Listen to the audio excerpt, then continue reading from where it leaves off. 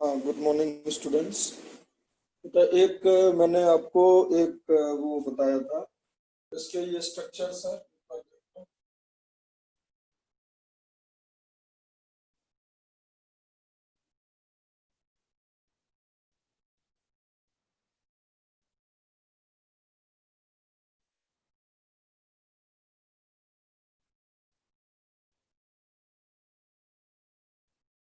एक कंपाउंड होता है ट्राइफिनाइलिन। ट्राइफिनाइलिन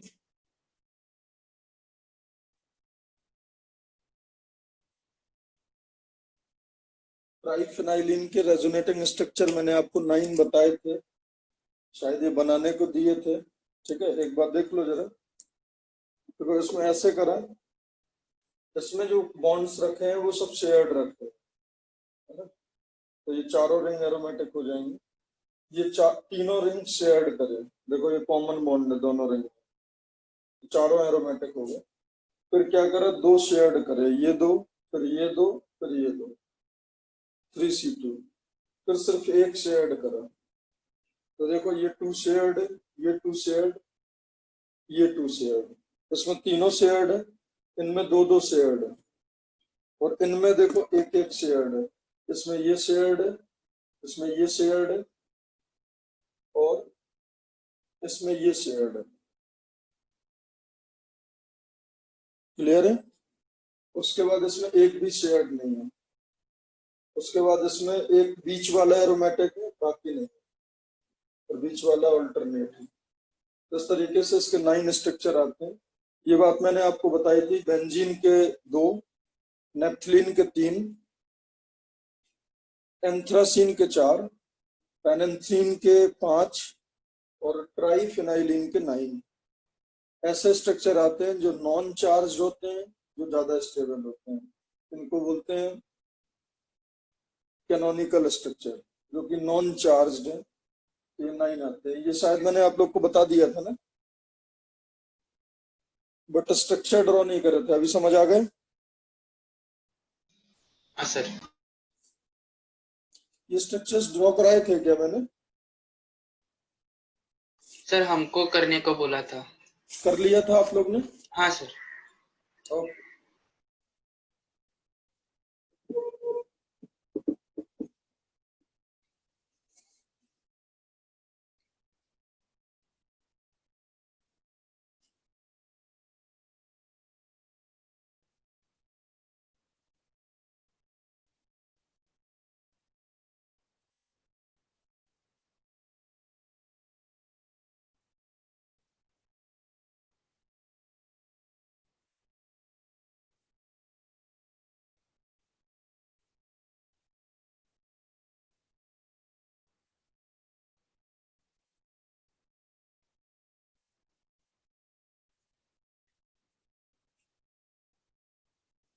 नेक्स्ट क्वेश्चन करो। पीएच NH पीएच H+ के साथ हीट करके मेजर प्रोडक्ट क्या होगा?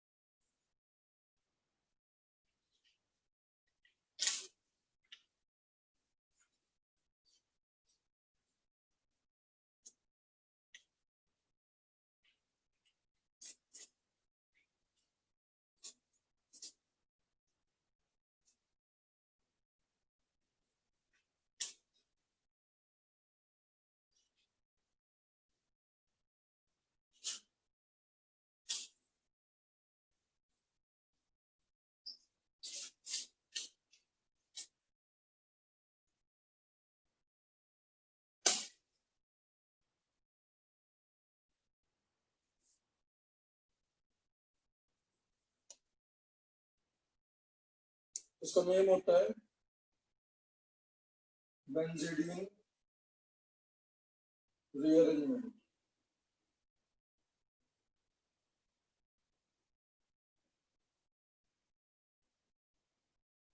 बेंजीडीन रीअरेंजमेंट देखो इसमें एक्चुअली में कैसे होता है।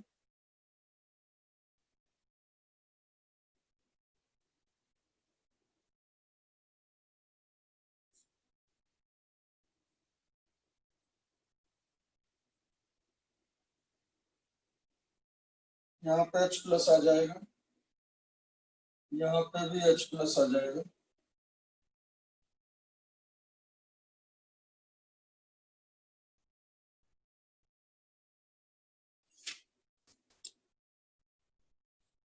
उसके बाद क्या होता है, हीट करने पर ये बॉन्ड ब्रेक होता है,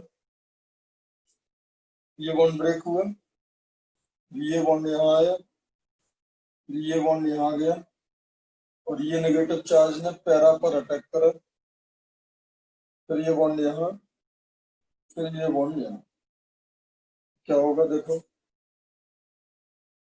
NH2 प्लस और यहाँ क्या आ गया, ये दो बॉन्ड और ये बॉन्ड यहाँ आ गया, ये दोनों बॉन्ड टूट के बीच में और पैरा से एक रिंग जुड़ गया, क्लियर। और यहाँ बॉन्ड, यहाँ आ गया NH2 प्लस, क्लियर है।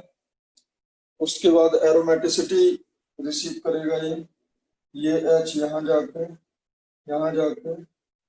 H प्लस वापस कर देगा,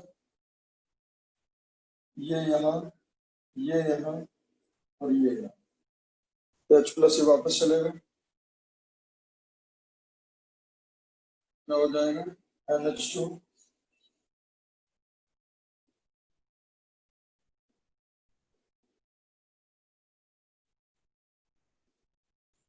ये आपका आंसर हो जाएगा।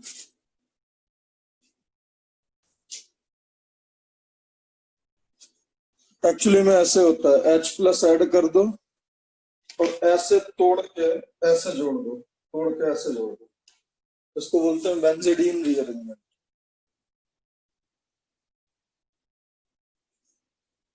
ये पहले करा हुआ था क्या? नहीं सर। बेंजीडीन रीअरेंजमेंट है। अब सुनो जरा इसमें एक बात, अभी देखो इसने पैरा अटैक करा, पैरा अटैक जो होता है वो प्रिफर्ड होता है, ठीक है, मतलब मेजर प्रोडक्ट आपको पैरा देगा। इस क्वेश्चन में तो ये हो गया, बट अगर बेटा इनका पैरा ब्लॉक होता, अगर इनका पैरा ब्लॉक होता, अगर इनका पैरा ब्लॉक होता तो ऑर्थो भी बन सकता था।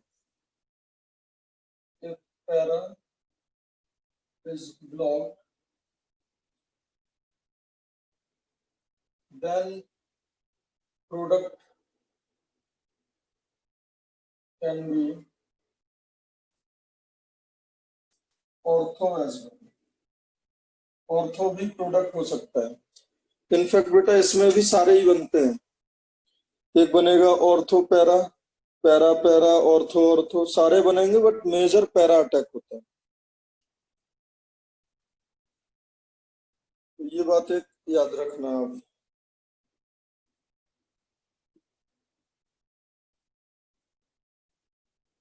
इसको एक्चुअली बोलते हैं alpha beta gamma, alpha beta gamma. तो बीटा गामा जो कीटोन होता है, बीटा गामा कीटोन को जस्ट एसिडिक और बेसिक मीडियम में डाला तो ये एक अपने ही आइसोमर में कन्वर्ट हो जाता है, which is an isomer of reactant only.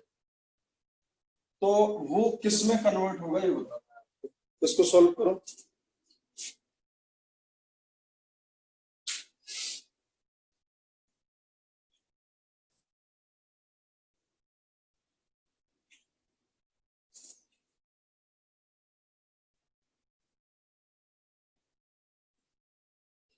अच्छा बेटा, इसमें टाइम लगना नहीं चाहिए। मैंने आपको टॉटो मैरिज में के जो नोट्स भेजे थे याद है, उसमें कॉन्सिक्वेंसेस ऑफ टॉटो मैरिज में होता है ये, याद आया? बोलो बेटा, आवाज नहीं आ रही क्या मेरी?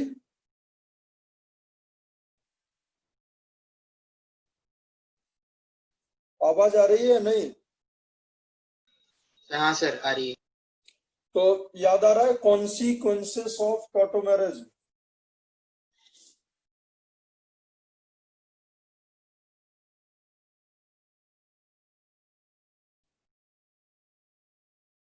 कॉन्सिक्वेंसेस ऑफ टॉटो मैरिज में ये होता है बेटा कि अगर कोई बीटा गामा कीटोन है तो वो ऑटोमेटिकली अल्फा बीटा कीटोन में कन्वर्ट हो जाएगा।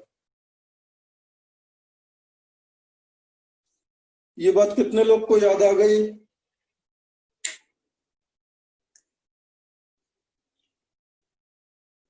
देखो होता कैसे है,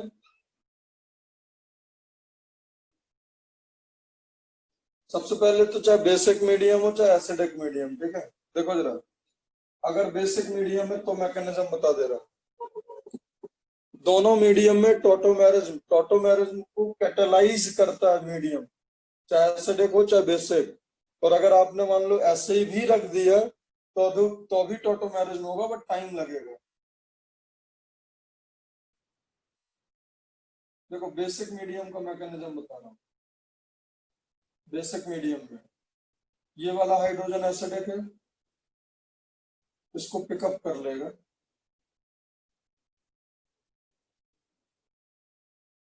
ये आ गया। उसके बाद ये ऑक्सीजन पे डिलोकलाइज होगा,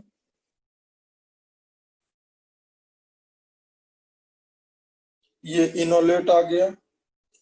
उसके बाद ये हाइड्रोजन पिकअप करेगा पानी से,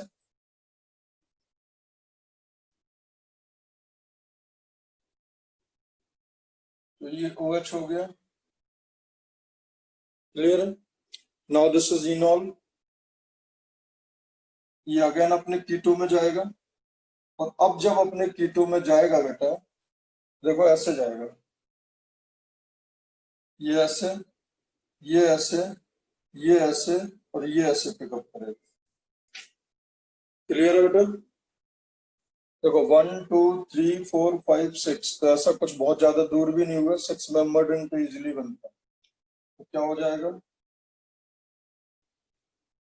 यहाँ पे ये आ गया और यहाँ पाई बॉन्ड आ गया, और ये थर्मोडायनेमिकली ज्यादा स्टेबल है।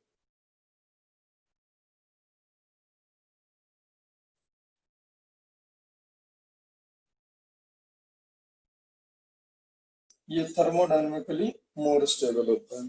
तो हमेशा याद रखना, टॉटोमर्स में, टॉटोमेरिज में, अगर अगर अल्फा बीटा कीटोन नहीं है, बगल वाले में पाई बॉन्ड है, तो उसको टॉटोमराइज करके वो अल्फा बीटा पे ले आएगा। So this is the mechanism in basic medium.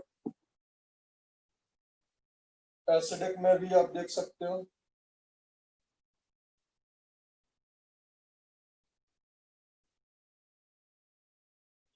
अगर एसिडिक मीडियम है, ठीक है, तो ये H+ यहाँ आ जाएगा, OH+। Now this hydrogen will move towards this side,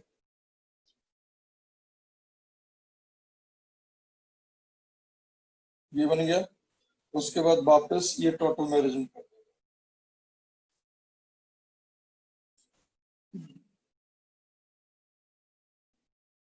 इस तरीके से आपका प्रोडक्ट आ जाएगा।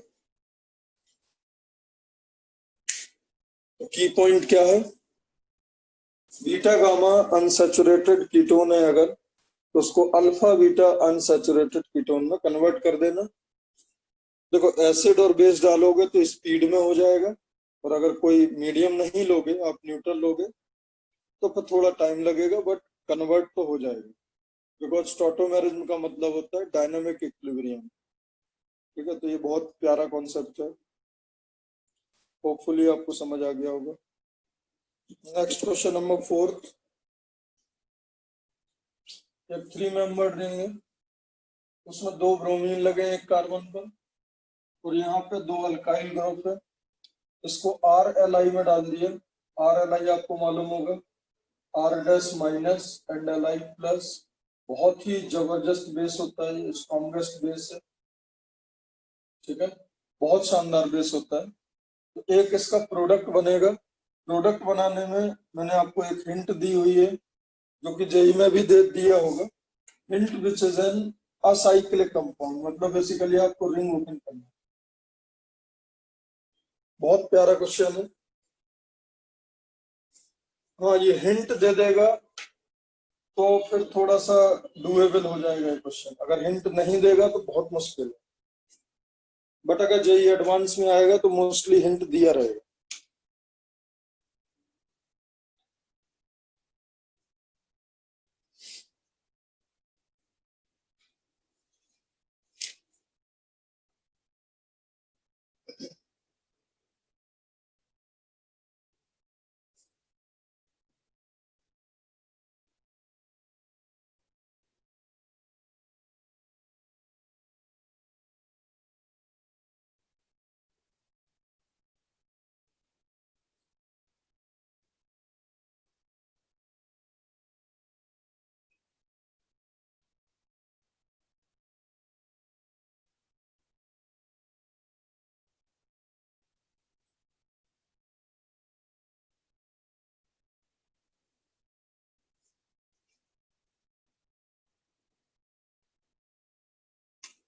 देखो बेटा,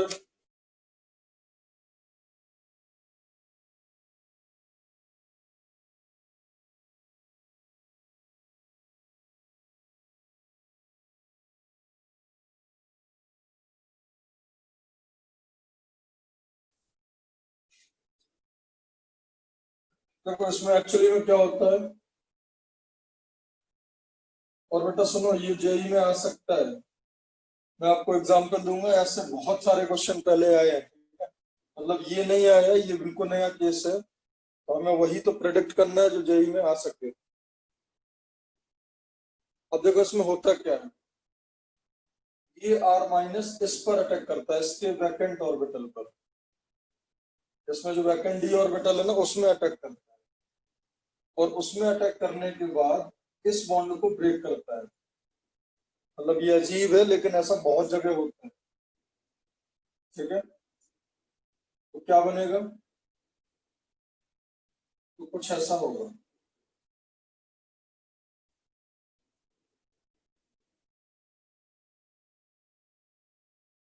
ठीक है? तो बेसिकली इस R ने अपने इलेक्ट्रॉन इस कार्बन को दे दिए थ्रू दिस Br। पहले Br को दिए, बिकॉज देखो R खुद नहीं दे सकता है, यहाँ खुद R नहीं आ सकता है, because this is highly crowded situation, we are having to Br। तो इसने इसके थ्रू इसको इलेक्ट्रॉन दे दिए। और जैसे ही एक कार्बन पर नेगेटिव हो, कभी भी एक कार्बन पर बेटा नेगेटिव हो और उसमें ब्रोमीन लगा हो, हाईली इलेक्ट्रोनेगेटिव एटम लगा हो, तो वो इलेक्ट्रॉन लेके भाग जाता है। और वो अगर इलेक्ट्रॉन लेके भाग गया तो सिचुएशन कुछ ऐसी होती है, और उसको कहते हैं बेटा कार्बीन। क्या कहते हैं उसको, कार्बीन। तो बेसिकली अब हुआ क्या है, एक Br ने ले लिया तो R डैश Br, और एक Br Li ने ले लिया है तो Li Br, ये दोनों निकल गए, ठीक है? अब ये जो कार्बीन होता है, अब कार्बीन तो अनस्टेबल है, इंटरमीडिएट है, this can not be product. तो ये जो कार्बीन होता है उसमें ये लोन पेयर है, ये यहां देता है इलेक्ट्रॉन, ये यहां दिया, और ये बॉन्ड यहां दिया। तो देखो कैसा दिखेगा, RCH, और यहाँ क्या आ गया, डबल बॉन्ड CH इस वाले पे, और क्या आ गया,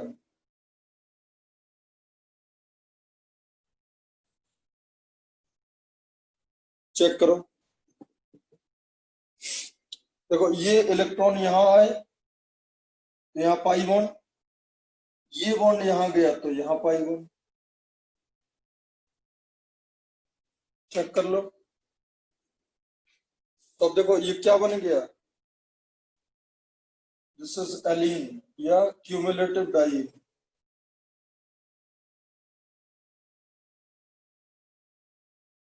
ये हमें मालूम है असाइक्लिक है, प्लस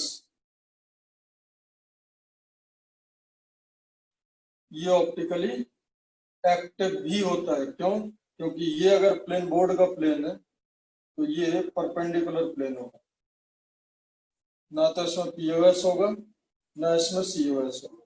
तो एक इसका मिरर इमेज भी बनेगा, और इसका mirror image will be like this, और यहाँ एच हो जाएगा, यहाँ ऑन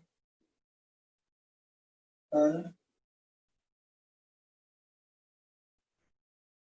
ऑन। बहुत प्यारा क्वेश्चन है। देखो क्या हमें यहाँ से सीखना है कि अगर एक क्लोरीन, एक कार्बन पर अगर ब्रोमीन वगैरह लगे हों और बहुत शानदार न्यूक्लियोफाइल, देखो R- में दोनों क्वालिटीज होती है, it is a excellent base as well as excellent nucleophile, इससे अच्छा कुछ नहीं होता है। अगर दो ब्रोमीन लगे हैं तो आप उसको पिकअप कर लेना दोनों को, तो फिर यहाँ इलेक्ट्रॉन डिफिशियंसी हो जाएगी, बट इलेक्ट्रॉन डिफिशियंसी है यहाँ, ठीक है। तो अब आप इसको ऐसे मानो, देखो ये बॉन्ड टूटा, फिर ये आया। वैसे जो कार्बीन होते हैं उसमें अनपेयर्ड इलेक्ट्रॉन होते हैं दो, तो उसने इसको इलेक्ट्रॉन दिया और इस रिंग को तोड़ा। तो ओवरऑल अगर आप देखोगे तो पाई बॉन्ड बन गए और असाइक्लिक। ये बिल्कुल नया है मार्केट में, अभी ये फैशन में नहीं है। जब ये फैशन में आ जाएगा तो ये बहुत फ्रिक्वेंट हो जाएगा। जब क्लियर है, बट ये वाला 3 मेंबर से ये सिस्टम बनाना अभी तक जेई में आया नहीं, बट जेई में आ सकता है। बड़ा प्यारा क्वेश्चन। देखो नेक्स्ट क्वेश्चन है, यहाँ पे कीटोन है और यहाँ एक एस्टर है, this is ketone, this is ester. एक रिएजेंट डाला, इस कीटोन को एल्केन में बदल दिया और एस्टर एज इट इज है, मतलब कीटोन को CH2 में बदल दिया, कार्बोनिल कंपाउंड को एल्केन में बदल दिया, लेकिन एस्टर एज इट इज है। तो बताना है कि वो रिएजेंट कौन सा हो सकता है। First option is Clemmensen reduction, second is Wolff Kishner reduction, third is red phosphorus plus iodine, और fourth is DIVALH in ether. और एक से ज्यादा आंसर हो सकते हैं, बताओ क्या आंसर आएगा आपको।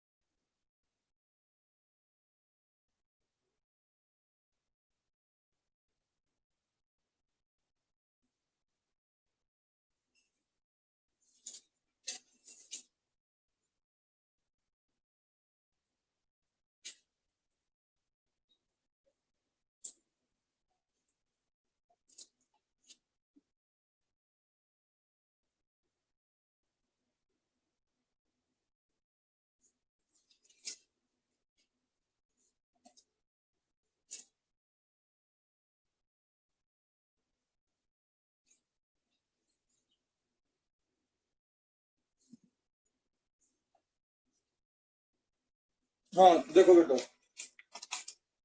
आपको सीओ को कन्वर्ट करना है और एस्टर को आप चाहते हो कि कन्वर्ट ना हो। तो देखो, दिस इज ZnHgHCl क्लीमेंसन रिडक्शन। तो यहाँ पे क्लीमेंसन रिडक्शन यूज करना बहुत अच्छा आइडिया नहीं होगा। मैं बताता हूँ क्यों।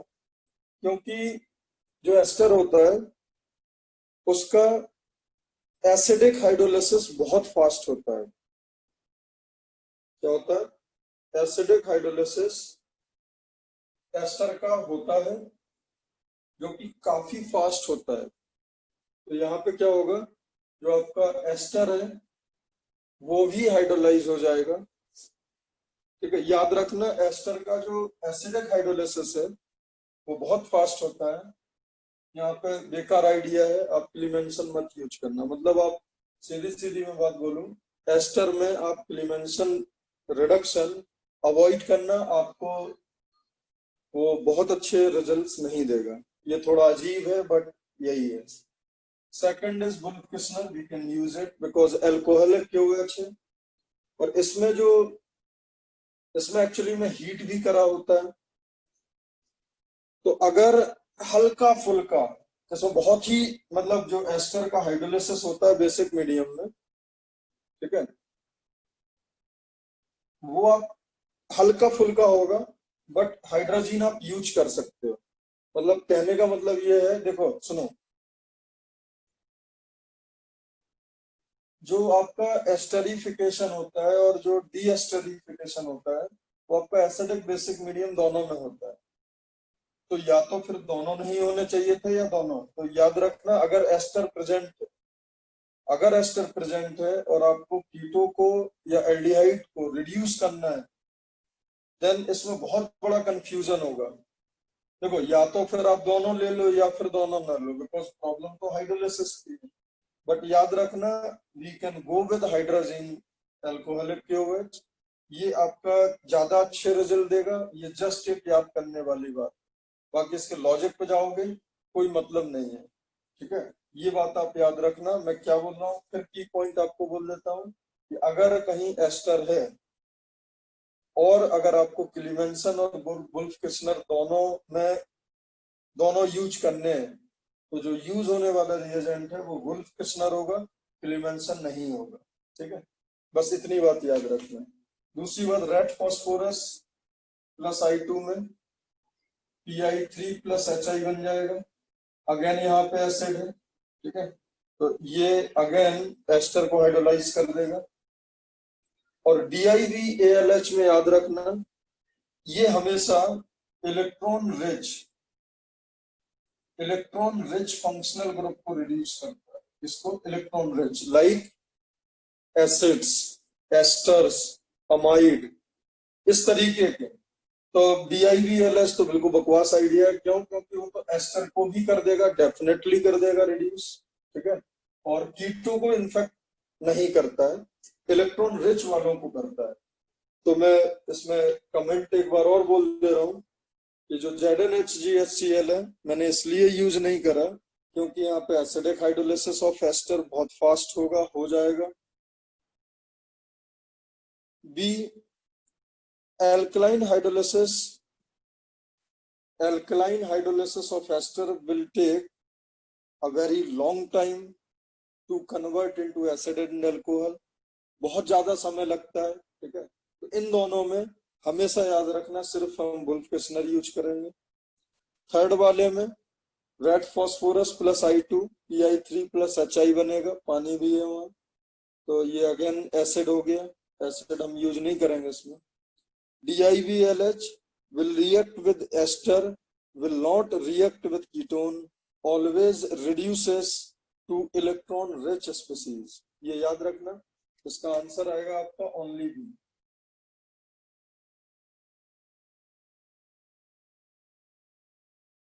थोड़ा सा ये इंफॉर्मेटिव टाइप का क्वेश्चन है।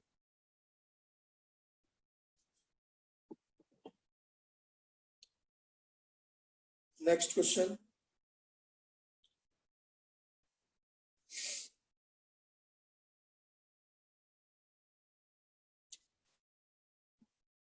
नेक्स्ट क्वेश्चन है बेटा, एक बार बता देता हूँ। बेटा जो 6 मेंबर्ड रिंग, ये आपकी 6 मेंबर्ड रिंग है, देखो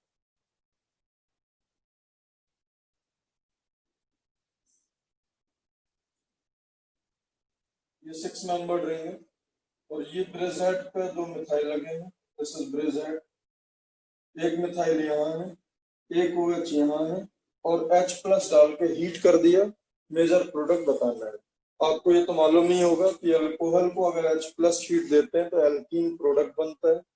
डेफिनेटली यहाँ पे एक एल्कीन होगा, ठीक है, बताना है वो एल्कीन कौन सा होगा। बहुत ही प्यारा क्वेश्चन है, बहुत जबरदस्त क्वेश्चन है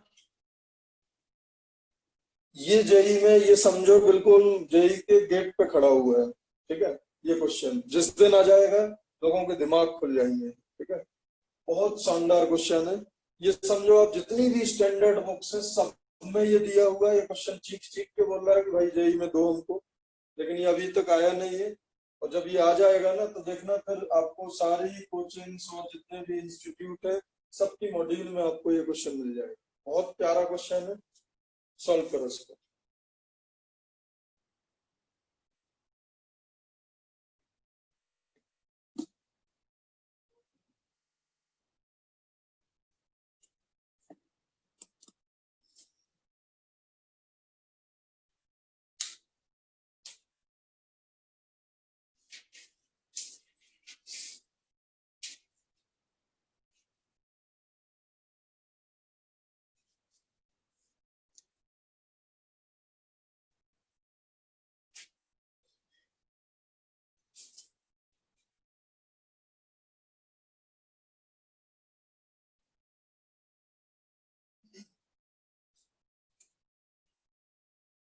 अच्छा, पिछले क्वेश्चन में चारों ऑप्शन में कमेंट लिख लिए ना आप लोग ने?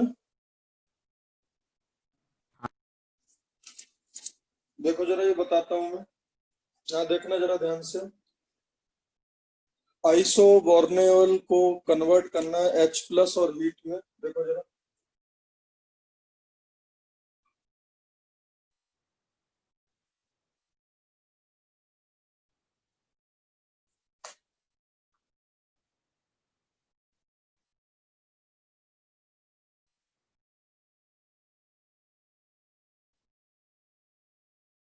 ये OH है और इसको हीट H प्लस और हीट डाला, देखो जरा ध्यान से।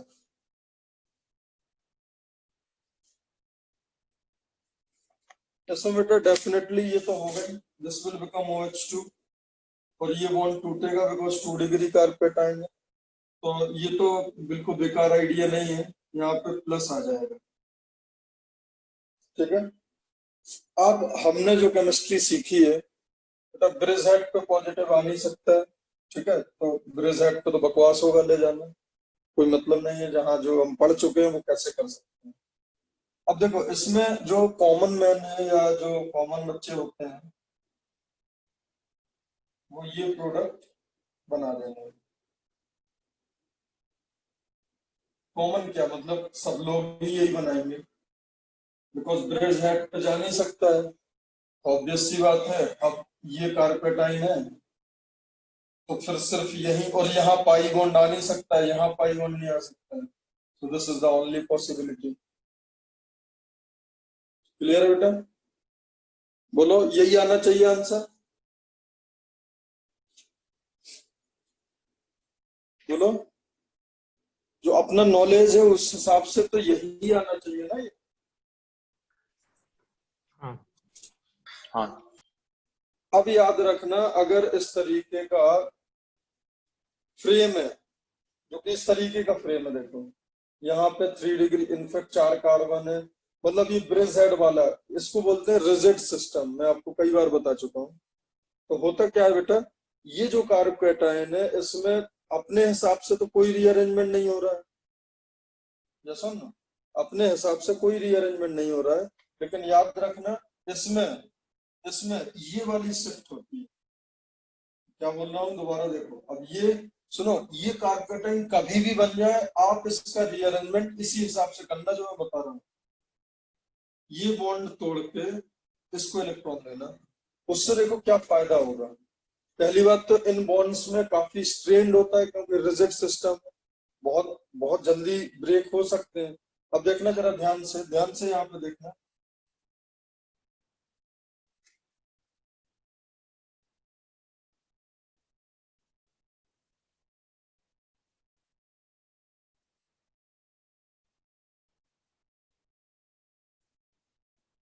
ये कार्पेटाइन है, आपको ये बॉन्ड तोड़ना है, तो यहाँ प्लस आएगा और ये बॉन्ड जोड़ देना है, और यहाँ माइनस आया होगा और ये माइनस प्लस क्या हो जाएगा।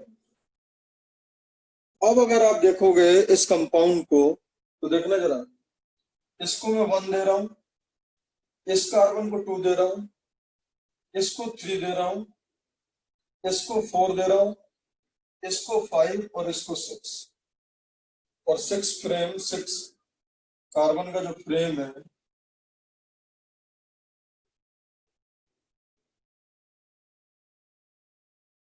ये 6 कार्बन का फ्रेम हो गया।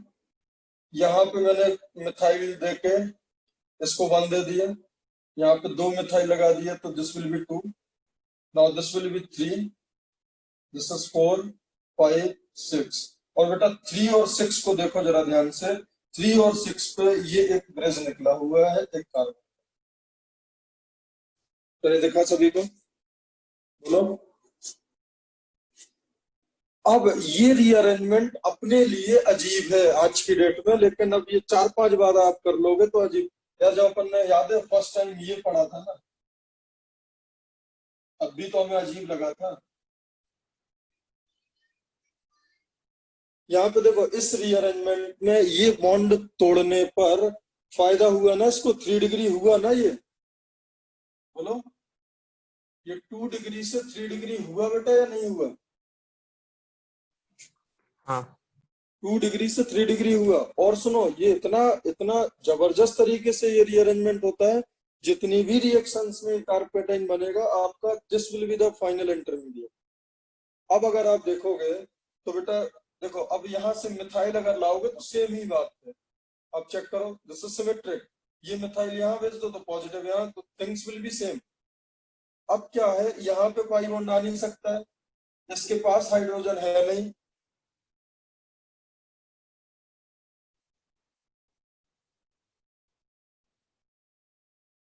तो यही हाइड्रोजन, यहाँ वाला हाइड्रोजन निकल के यहाँ डबल बॉन्ड, यहाँ 2 मिथाइल, और ये 3 मेंबर ब्रिज। इसको बोलते हैं बेटा कैम्फीन।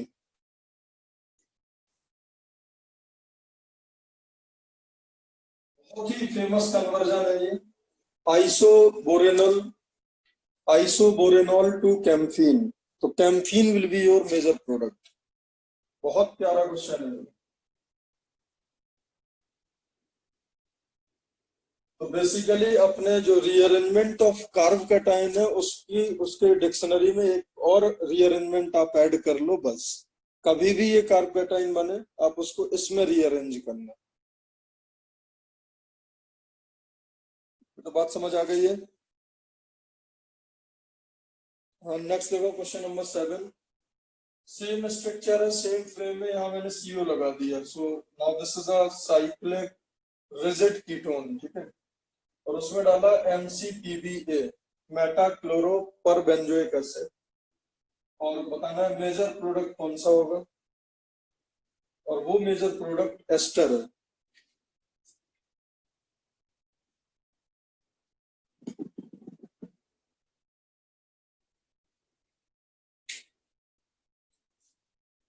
अच्छा बेटा, जो लास्ट क्वेश्चन है कैम्फीन वाला, उसमें 75% के आसपास परसेंटेज यील्ड होती है इस प्रोडक्ट की, ठीक है। मतलब ऐसा नहीं है कि 55 में है ना, 50s में नहीं है, मतलब काफी काफी डिसेंट अमाउंट मिलता है कैम्फीन।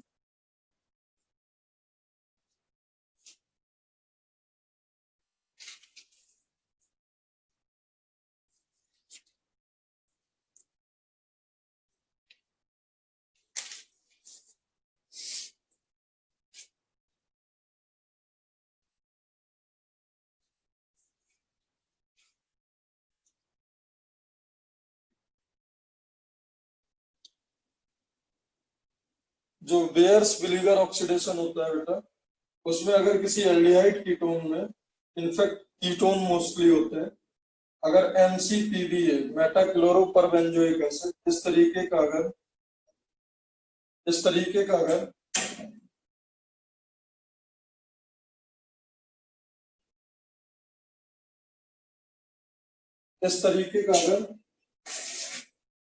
ठीक है, अब ध्यान देना, ये पर एसिड हो गया मेटाक्लोरोपरबेंजोइक एसिड, मेटाक्लोरोपरबेंजोइक एसिड हो गया। तो याद रखना ये वाला जो दूर वाला ऑक्सीजन है ना, वो इंसर्ट हो जाता है किसी एक जगह।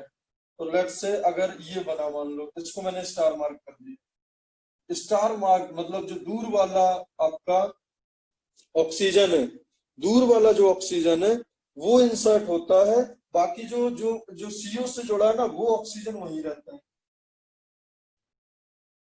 ये बात आप सभी को मालूम होगी बेटा, बोलो। ये हाँ, सर। बात आप लोग को मालूम है या नहीं मालूम है? मालूम है सर। हाँ, तो MCPBA में क्या करना होता है, कीटोन का एक बॉन्ड तोड़ दिया करो।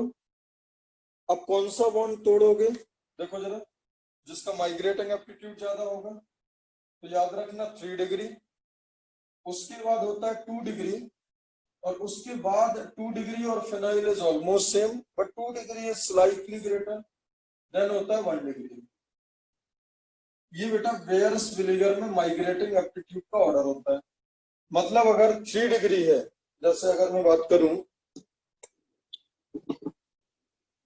अगर यहाँ 3 डिग्री कार्पेटाइन है, सॉरी 3 डिग्री है और यहाँ 2 डिग्री है, और अब अगर हमने MCPBA डाल के हीट करा, तो बेटा किस साइड ऑक्सीजन जाएगा? जिसका माइग्रेटिंग एप्टीट्यूड ज्यादा है। क्लियर है बात? बोलो, बोलो बेटा। हाँ सर।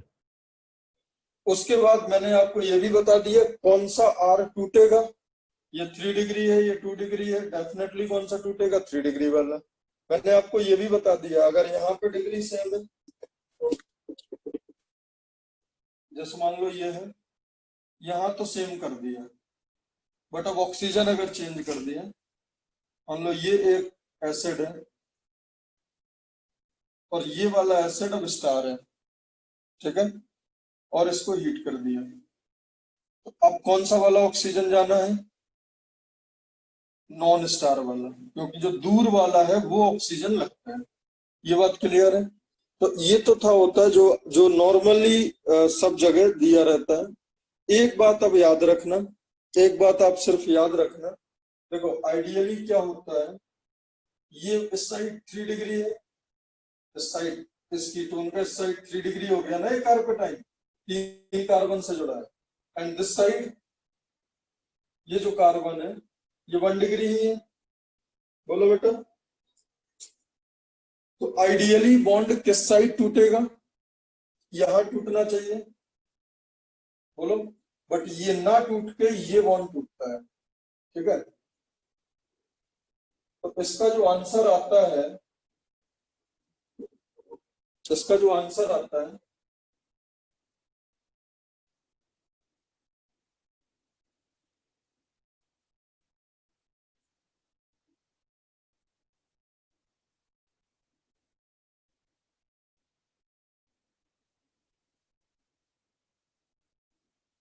इसका आंसर ये आएगा,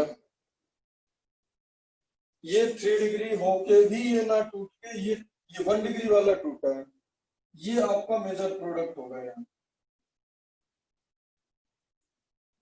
अब आपके पास कल तक का टाइम है, ये आपको सोचना है कि ऐसा क्यों हो रहा है। अगर आप ये सोच पाए तो ये समझो फिर इस तरीके के फ्रेम में जितने भी क्वेश्चन आएंगे आपको दिक्कत नहीं होगी, ठीक है। तो ये आपका होमवर्क है, मैंने आपको बिल्कुल इंफॉर्मेशन दी है, प्यारा क्वेश्चन दिया। ये 3 डिग्री है, ये 1 डिग्री है, MCPBA में कौन सा बॉन्ड टूटता है, ये ऑर्डर होता है, ठीक है। बट इस केस में आपका 3 डिग्री वाले तरफ एस्टर ना बन के 1 डिग्री तरफ एस्टर बनता है, ये आपको सोचना है ऐसा क्यों। क्लियर है बेटा, क्या सोचना है आपको?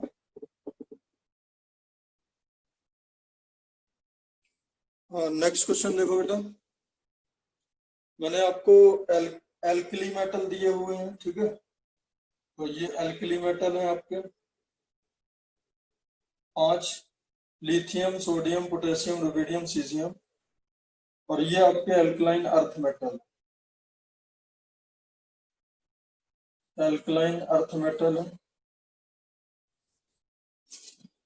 इसका मैंने आपको लास्ट लेक्चर में इनका पानी के साथ रिएक्शन कराया था। मैंने बताया था down the group vigorous nature बढ़ता है, डाउन द ग्रुप रिएक्टिविटी बढ़ती है, down the group released energy बढ़ती है। ये मैंने लास्ट क्लास में बताया था। सेम इसमें होगा, सेम इसमें होगा।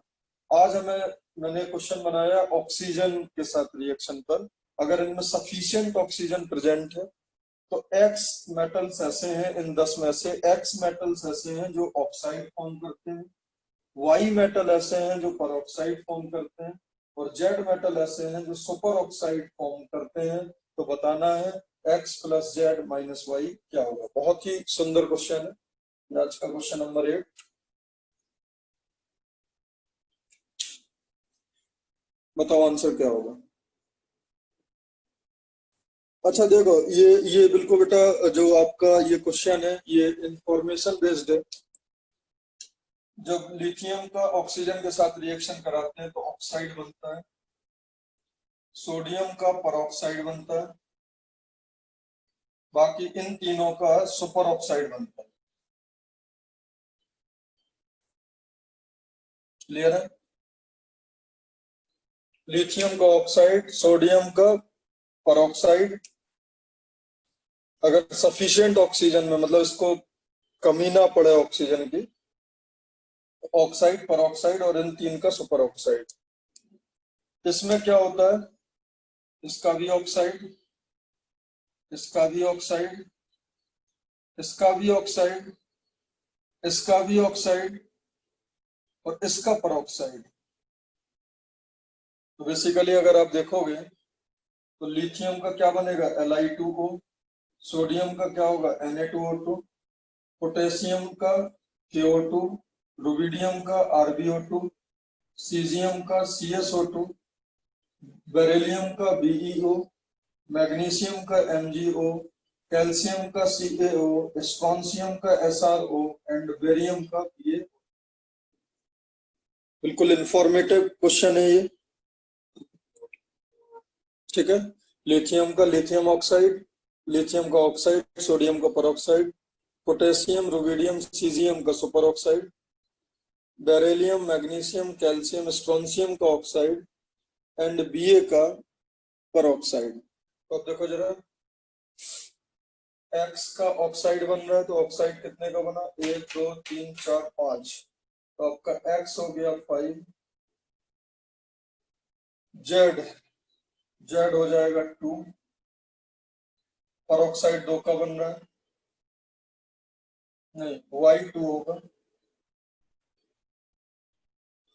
और सुपर ऑक्साइड मतलब जेड वो बन रहा है 3 का। क्वेश्चन क्या है, एक्स प्लस जेड माइनस, तो 5 प्लस 3 8 माइनस 2, तो correct answer will be 6। 6 will be the correct answer। Informative है बिल्कुल। देखो जरा नेक्स्ट क्वेश्चन,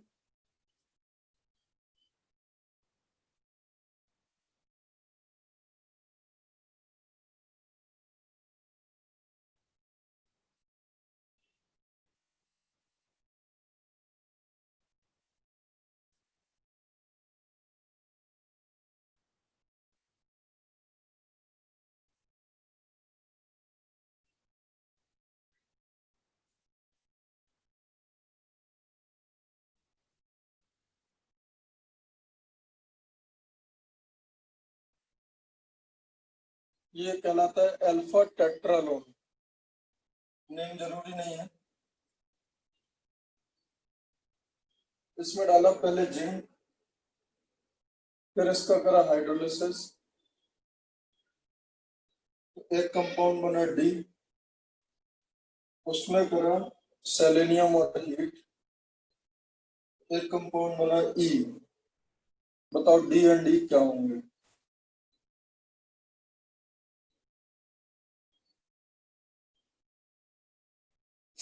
अल्फा टेट्रालोन में BrCH2COOET, ये दोनों रिएजेंट है, ये दोनों रिएक्टेंट है।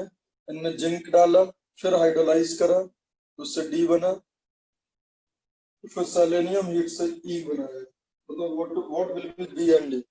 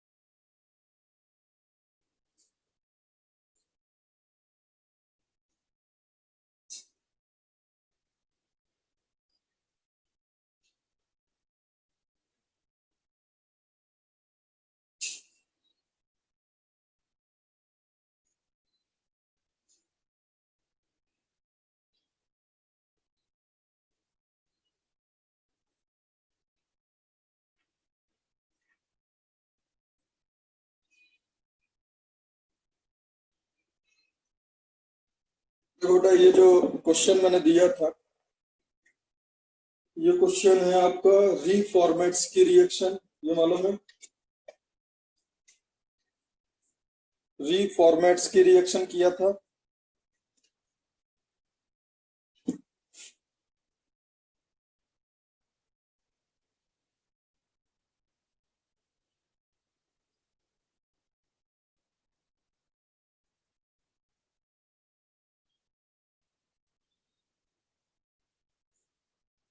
ये रिएक्शन होता है बेटा रीफॉर्मेट्स की रिएक्शन, ठीक है।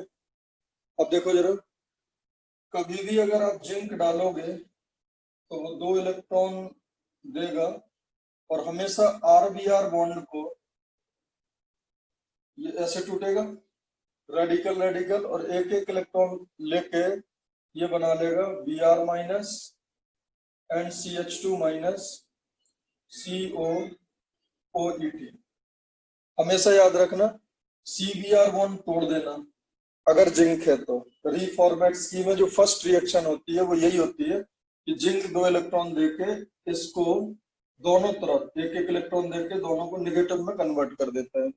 और ये जो नेगेटिव चार्ज है, अब ये अल्फा टेट्रालोन पर अटैक करेगा, और अगर ये अटैक करेगा अल्फा टेट्रालोन पर, जो कि कुछ ऐसा है, ये इसने अटैक करा, ये बॉन्ड ऐसे मूव करा, क्लियर है? तो क्या बनेगा, यहाँ पे आ जाएगा O माइनस, यहाँ आ जाएगा CH2COOET, क्लियर है? उसके बाद हाइड्रोलाइज करा इसको, इसको अगर आप हाइड्रोलाइज करोगे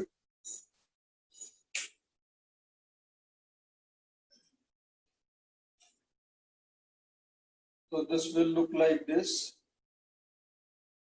यहाँ OH CH2 COOH,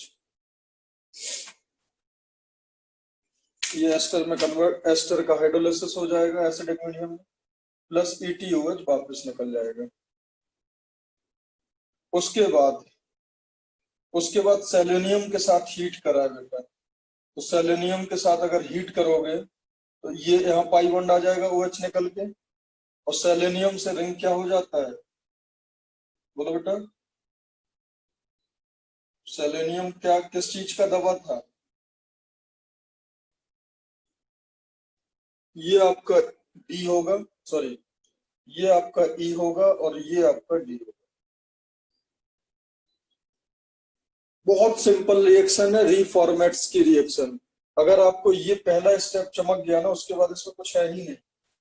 यहीं पे बच्चों को कंफ्यूजन होता है। इसलिए देखो, जो जो थोड़े से जो स्टाइलिश रिएक्शन है ना बेटा, उसका बिल्कुल डायरेक्ट क्वेश्चन जेई में आएगा।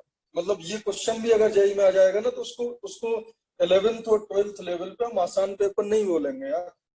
तो जिंक क्या करेगा, 2 इलेक्ट्रॉन देगा, CBr बॉन्ड टूट के माइनस माइनस, ये माइनस इस पर अटैक करेगा, बिल्कुल फिक्स पैटर्न है। एक कार्बोनिल गिवन होगा, एक आपको इसी तरीके का अल्फा ब्रोमो एस्टर दिया रहेगा, उसका अटैक होगा, हाइड्रोलाइज भी होगा अगले स्टेप में, तो ये एसिड बनेगा और आपका H3O प्लस डाल के हाइड्रोलिसिस हो गया तो एसिड में कन्वर्ट हो गया। उसके बाद देखो सुनो, हीट करने पर ये OH और ये H निकल के यहाँ पाई बॉन्ड आएगा, बिकॉज एसिडिक मीडियम था ना, तो H प्लस है मार्केट में, तो ये पाई बॉन्ड आएगा और एक पाई बॉन्ड यहाँ ऑलरेडी है, और इस रिंग को फिर एरोमेटाइज कर देता है कौन, सल्फर और सेलेनियम। तो होपफुली ये आपको समझ आ गया होगा।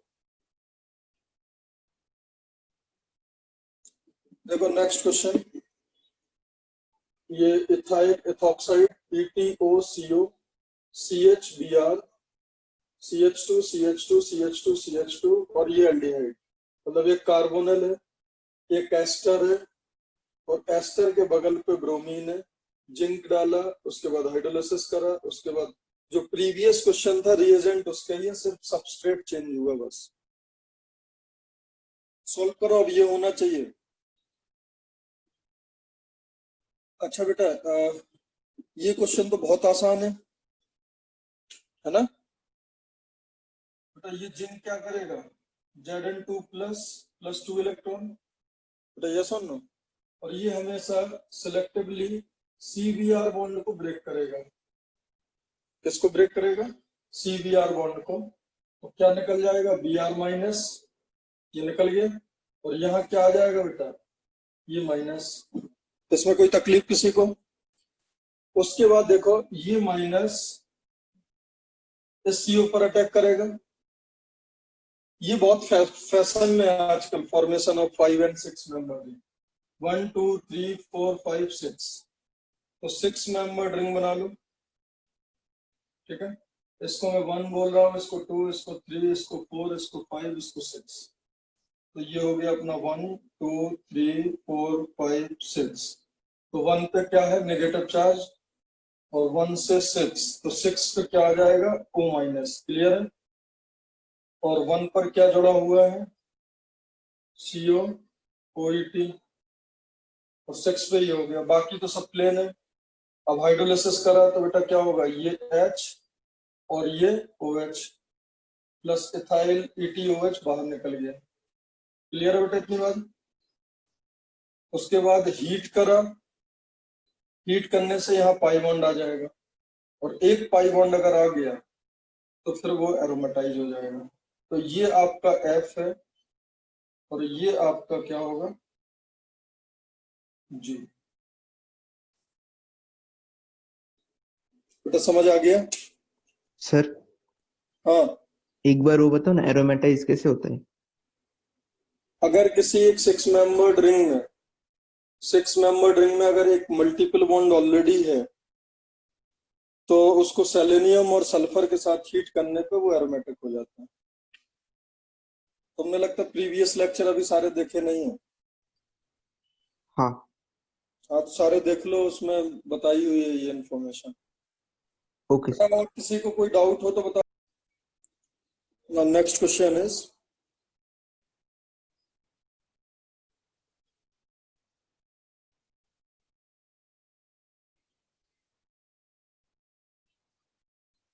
O3H2O जिंक, और इसको हीट करो, ठीक है।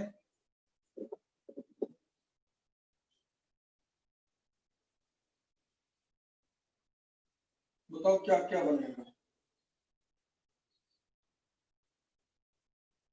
प्रोडक्ट्स।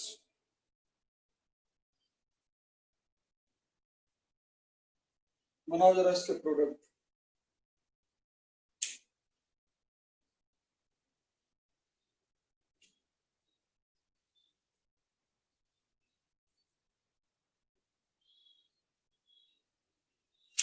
ये क्वेश्चन है,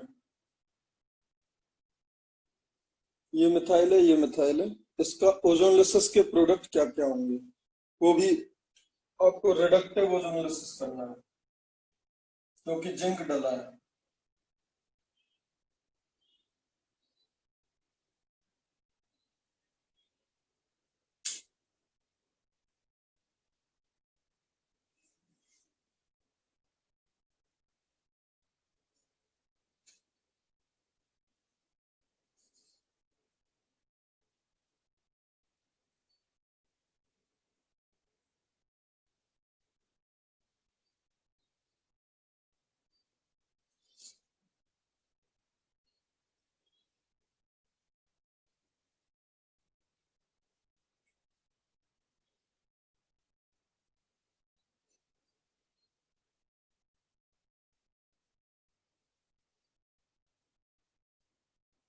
बेटा ये क्वेश्चन मैंने इसलिए लिया सो दैट आप देखो क्या है, इसके एक्चुअली में बेंजीन के ना दो रेजोनेटिंग स्ट्रक्चर होते हैं।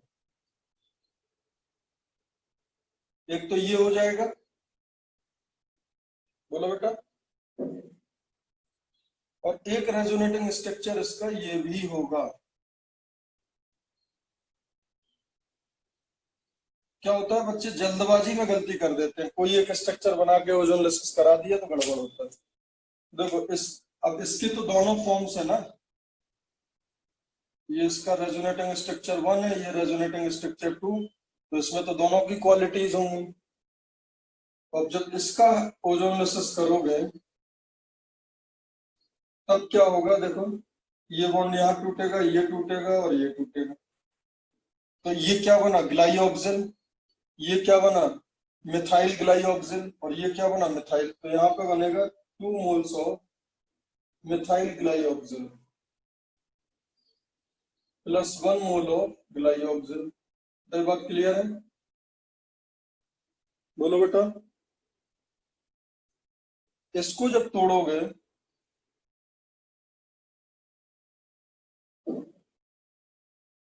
अच्छा, एरोमेटिक रिंग का नॉर्मली रूम टेम्परेचर पर ओजोनलिसिस नहीं होता, इसलिए हीट दिया हुआ।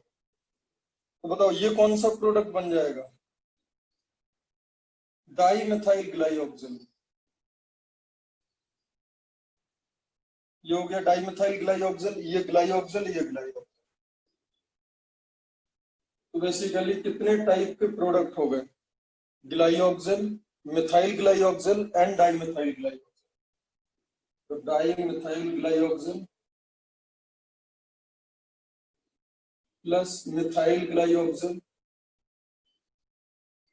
Plus glyoxal, 3 types of product will be there. तो समझ आ गई पूरी बात, यस सर। किसी को कोई तकलीफ?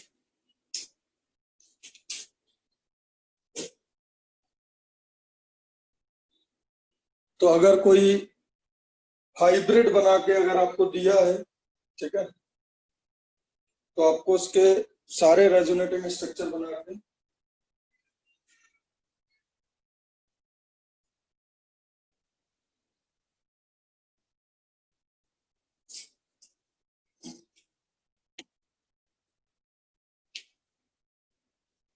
अच्छा एक देखो जरा,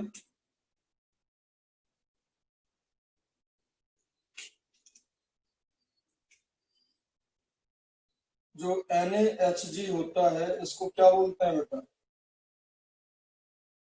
सोडियम अमलगम। बोलो बेटा, NaHG होता है सोडियम अमलगम, हाँ सर। और एल्यूमिनियम HG क्या होगा,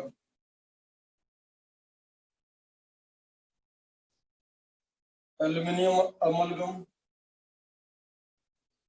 ठीक है, एक एक इंफॉर्मेशन आप याद रखना, एक इंफॉर्मेशन याद रखना बेटा, बहुत ही जबरदस्त। जो सोडियम होता है, सोडियम और सोडियम अमलगम, इसमें रिएक्टिविटी किसकी ज्यादा होगी, डेफिनेटली सोडियम की। बोलो बेटा, बताओ। अच्छा, ये तो बात सही है ना, सोडियम को अमलगम में अगर मिक्स कर देते हैं तो मेटल मेटल जो आपका अलॉय बनता है, जो मेटल के साथ मेटल का मिक्सिंग होता है, इसीलिए ना कि इसका जो सरफेस है वो एक्सपोज्ड ना हो, बिकॉज हाँ सोडियम सर। को अगर पानी वगैरह में, तो एक्चुअली में क्या होता है कि सोडियम का अमलगम बनाते हैं, है ना, सोडियम का जो अमलगम है, to control the reactivity of sodium metal, इसलिए हम उसका अमलगम बना लेते हैं। क्लियर है इतनी बात, to control the reactivity of sodium metal. दूसरी बात देखो, एल्यूमिनियम में बेटा क्या होता है, एल्यूमिनियम में एक अगर एल्यूमिनियम मेटल है तो उसके ऊपर एक पैसिव सरफेस बन जाता है। एल्यूमिनियम के ऊपर क्या हो जाता है, एक पैसिव सरफेस बन जाता है एल्यूमिनियम ऑक्साइड का। बट अगर आप उसको मरकरी में डाल दोगे,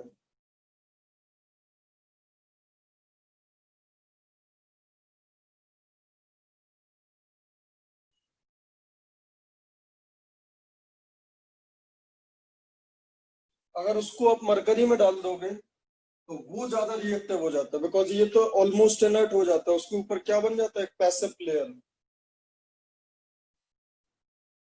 ऑफ Al2O3 फॉर्म हो जाता है और ये इनर्ट हो जाता है। तो इसकी इसकी जो रिएक्टिविटी है उसको इनहेंस करने के लिए हम अमलगम में डालते हैं। जैसे ही उसको अमलगम में डाल दिया एल्यूमिनियम को, तो अब उसके अंदर जो सरफेस है ना, एक्चुअली में जब अमलगम है तो ये लिक्विड फॉर्म में चला गया। जब ये लिक्विड फॉर्म में चला जाता है ना, तो इसके ऊपर सॉलिड की लेयर बनना कठिन हो जाता है। तो ये बहुत इंपॉर्टेंट इंफॉर्मेशन है। एक्चुअली में हम देखते हैं कहीं भी सोडियम अमलगम वगैरह ले लेते हैं, तो याद रखना अमलगम ऐसा नहीं है कि अमलगम हम इसलिए बनाते हैं सो दैट उसकी रिएक्टिविटी कंट्रोल हो जाए। एल्यूमिनियम जैसा मेटल का रिएक्टिविटी इंक्रीज भी होता है, बिकॉज एल्यूमिनियम अगर आप देखोगे तो एक पैसिव लेयर रहता है ऑक्साइड का। इन प्रेजेंस ऑफ मरकरी वो पैसिव लेयर फॉर्म होना बंद हो जाता है और बहुत जबरदस्त तरीके से रिएक्टिव हो जाता है। ये बेटा एक इंपॉर्टेंट इंफॉर्मेशन था, इसको याद रखना। इसको हमें किस तरीके से याद रखना है कि जो सोडियम का अमलगम है, सोडियम का अमलगम हम इसलिए बनाते हैं सो दैट सोडियम की रिएक्टिविटी कंट्रोल हो जाए। आग वगैरह लग जाता है, बहुत विगरस रिएक्शन होता है, तो कंट्रोल द रिएक्टिविटी और the control the nature of, या ये आप बोल सकते हो जो रिलीज्ड एनर्जी है, उसके लिए हम अमलगम मिलाते हैं। But in case of aluminium case is reversed. Aluminium already क्या होता है, पैसिव मेटल हो जाता है, इनर्ट हो जाता है because of formation of a layer of aluminium oxide. तो वो किसी काम का ही नहीं बचता है। तो उसको अगर हमें रिएक्शन में लेके जाना है तो हम उसमें मरकरी मिला देते हैं, और मरकरी के ऊपर ऑक्साइड का लेयर फॉर्म नहीं हो पाता है और एल्यूमिनियम रिएक्शन तेजी से करने लगता है। तो एल्यूमिनियम में अगर Hg मिला दोगे रिएक्टिविटी इंक्रीज हो जाएगा, और अगर सोडियम में मिला दोगे तो रिएक्टिविटी कम हो जाएगी। बहुत इंपॉर्टेंट इंफॉर्मेशन है। देखो बेटा एक आपको एक काफी इंपॉर्टेंट रिएक्शन, ठीक है, देखो जरा, RCHOH COOH,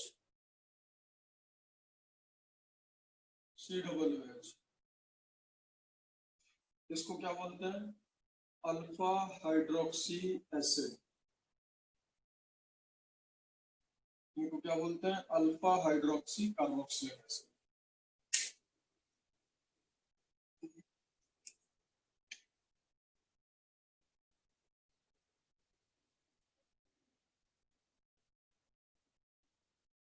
ये कहलाता है बीटा हाइड्रोक्सी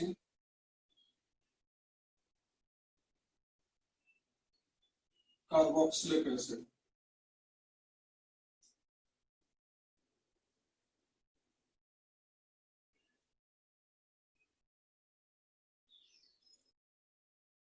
ये हो जाएगा गामा हाइड्रोक्सी कार्बोक्सिलिक एसिड।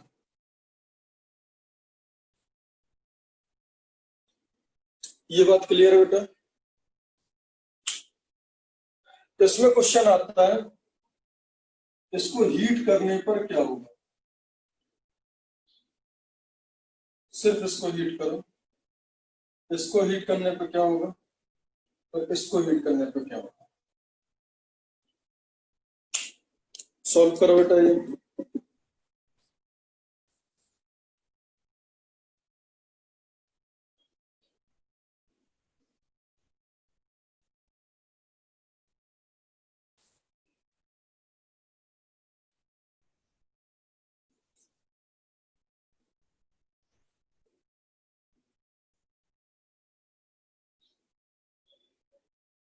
अच्छा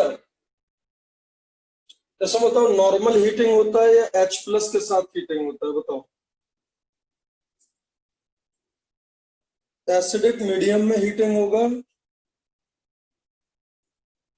या नॉर्मल हीटिंग होगा, अभी आंसर भेजा ना, किसने आंसर भेजे?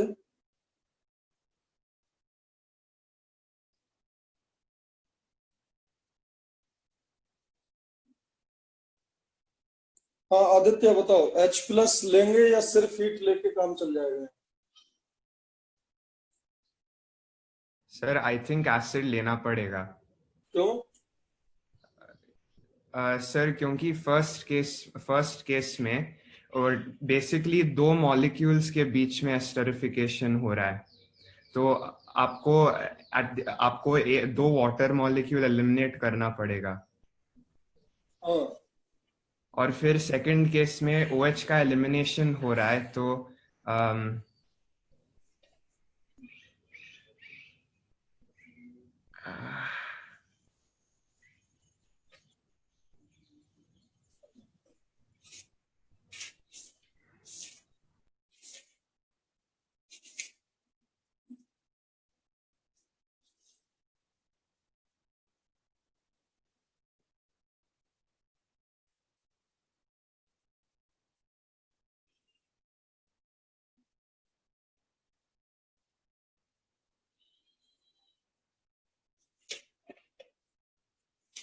सर उसमें COH ही एसिड जैसा एक्ट करेगा न, तो ज्यादा एसिड लेने की शायद जरूरत नहीं होगी।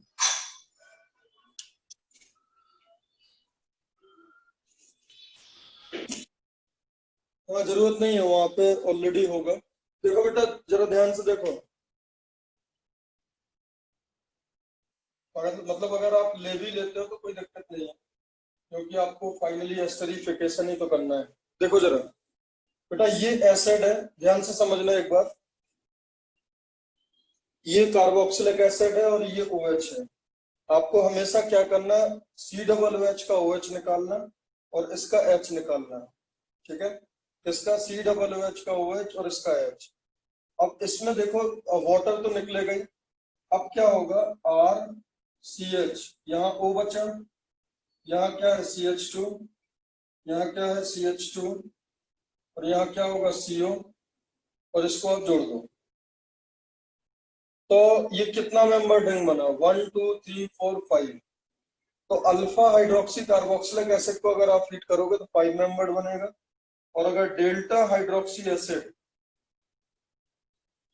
कार्बोक्सिलिक एसिड को गर्म करोगे तो क्या बनेगा, RCH CH2 CH2 CH2 CO, yes और नो, और O। ये समझ गए बेटा? अरे बताओ भाई। हाँ सर। तो याद रखना, क्या याद रखोगे, बहुत इंपॉर्टेंट इंफॉर्मेशन है। गामा और डेल्टा हाइड्रोक्सी एसिड में इंट्रामोलिकुलर साइक्लाइजेशन होता है, बिकॉज 5 और 6 मेंबर्ड रिंग बनता है, क्योंकि 5 और 6 बनेगा तो हमेशा होगा रिएक्शन। इसमें बेटा क्या होता है, इसमें देखो 4 मेंबर्ड रिंग फेवरेबल नहीं है, तो अगर यही आपने साइक्लाइजेशन करा तो इसमें 4 बनेगा, इसमें 3 बनेगा, और 4 3 नहीं बनता है इस टाइप के केसेस में, जैसे आपका aldol, heating of di carboxylic acid, इस तरीके के क्वेश्चन में 4 और 5 4 और 3 मेंबर्ड रिंग आप मत बनाना। इसमें क्या होता है, इस वाले में अभी तो 3 का बन रहा है, बट 2 मोल ले लो तो 6 का बन जाएगा। कैसे, RCH COH OH OH CHR और COOH, तो क्या होता है, यहाँ पे एक पानी निकाल दो, एक पानी यहाँ निकाल दो, क्या बन जाएगा, RCH COO,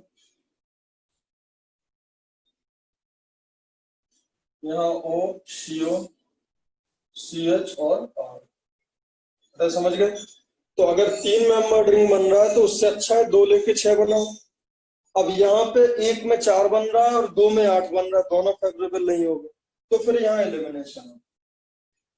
ये बड़ा फेमस क्वेश्चन है, इसमें एलिमिनेशन होता है। इसमें नॉर्मल रिएक्शन 5 और 6 मेंबर्ड रिंग फॉर्मेशन, और इसमें 2 मॉलिक्यूल लेके साइक्लाइज होता है। तो ये बात आप याद रखना। की पॉइंट क्या है, alpha hydroxy carboxylic acid, alpha hydroxy carboxylic acid 2 मोल लेके 2 जगह एस्टरिफिकेशन कराना। बीटा हाइड्रोक्सी कार्बोक्सिलिक एसिड, ये OH और ये H निकाल देना, बिकॉज इसमें एस्टरिफिकेशन का कोई ऑप्शन ही नहीं है, फेवरेबल रिंग नहीं है। और गामा और डेल्टा हाइड्रोक्सी एसिड में आपको नॉर्मल एस्टरिफिकेशन कराना है, 5 और 6 मेंबर रिंग फॉर्म करना है। तो ये एक इम्पॉर्टेंट इंफॉर्मेशन है जो आप सभी लोगों को पता होना चाहिए। एक स्टेटमेंट में बोल रहा हूं, बताना वो सही है या नहीं है।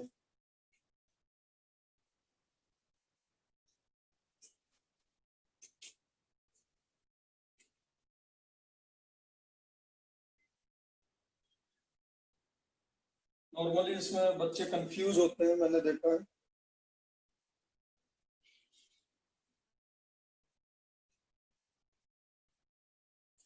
all the conformations or all the conformational isomers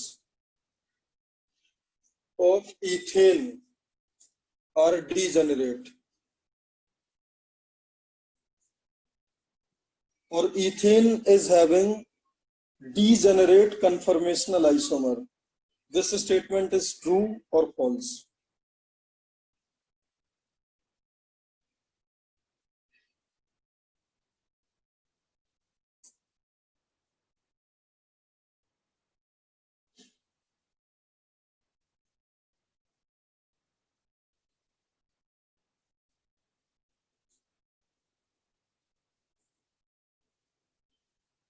जिनमें कैसे फॉल्स कैसे है? तो क्योंकि वो एनर्जी बैरियर होता है उसमें, तो वो रूम टेम्परेचर पे वो ओवरकम हो जाएगा, तो इसलिए वो स्विच कर सकते हैं इजीली, पर थोड़ा डिफरेंस होता है मतलब।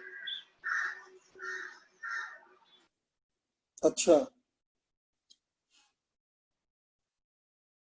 एनीबडी और कोई?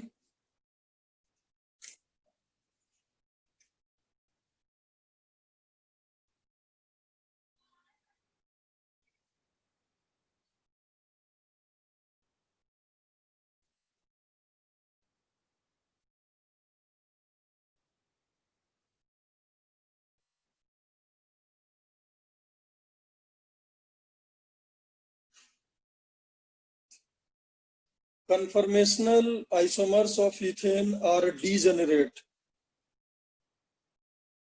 ये स्टेटमेंट ट्रू है। Conformational isomers of butane are non-degenerate। ठीक है। एक्चुअली में पता प्रॉब्लम क्या है, जो जिनमें तुम बोल रहे हो ना, कन्फर्मेशनल आइसोमेरिज्म का डेफिनेशन ही क्लियर नहीं है तुमको। तुम ये बोल रहे हो ना कुछ कि एक स्टैगर्ड फॉर्म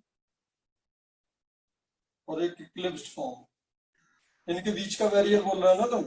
हाँ सर। ये कम होता है ना? This is the potential energy of staggered and this is the potential energy of eclipsed. तो 0 DHA एंगल पे ये मिलता है, क्लियर है? ऐसे मिलता है ना ये देखा है फोटो सबने? 0 पे ये, 60 पे ये, 120 पर ये, 180 पर ये, 240 पर ये, 300 पर ये और 360 पर फिर ये। क्लियर है बेटा? तो आप क्या बोल रहे हो कि ये इन दोनों के बीच में एनर्जी कम है, तो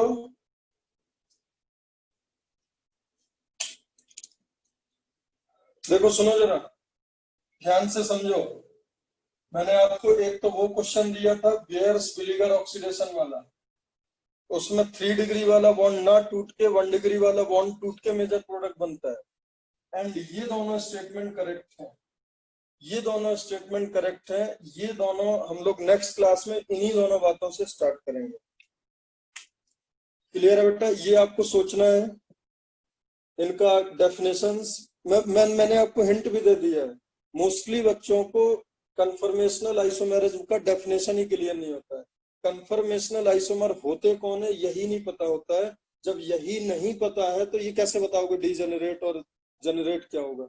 मैं क्या बोल रहा हूँ, conformational isomers of ethane are degenerate and conformational isomers of butane are non degenerate. ये दो स्टेटमेंट है, दोनों 100% सही है। ये अब आप खोजना कि ये कैसे सही है। बिल्कुल बिल्कुल सिलेबस के अंदर की बात है ये, ब्यूटेन और इथेन की मैं बात कर रहा हूँ, ठीक है। मैं कोई कंफर्मेशनल एनालिसिस ऑफ नेप्थलीन और समझ रहे वो सब बात नहीं कर रहा हूँ, साइक्लोहेक्सेन एंड ऑल। बिल्कुल इथेन और ब्यूटेन अपने जेई के सिलेबस में बड़े प्यार से गलती होती है इसमें, तो इसको आप सोचना। नेक्स्ट क्लास में हम लोग यहाँ से स्टार्ट करेंगे, ठीक है बेटा।